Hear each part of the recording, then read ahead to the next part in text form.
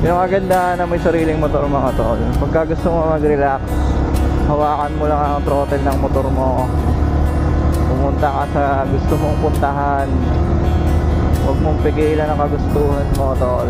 Kasi minsan kinakailangan talaga natin mag-relax. Katulad nito, kahit mag-isa lang ako, nagre-relax ako.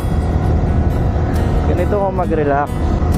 Kung hindi mo naman trip talaga mag-motor, alam mo naman siguro sa sarili mo kung ano yung makakapagpa-relax sa'yo. Punta ka sa beach, punta ka sa rest house mo, punta ka sa bukid, or kung gusto mo naman mag-hiking ka, bahala ka tol. Huwag puro trabaho. Oo, sabihin natin na masaya, may pera ka, pero hindi pera yung tunay na pagpasaya sa'yo tol. Kumbaga ang pera, instrumento lang yan tol. Maniwala ka sa akin, kayang-kaya mong pasayain ang sarili mo kahit mag-isa ka lang.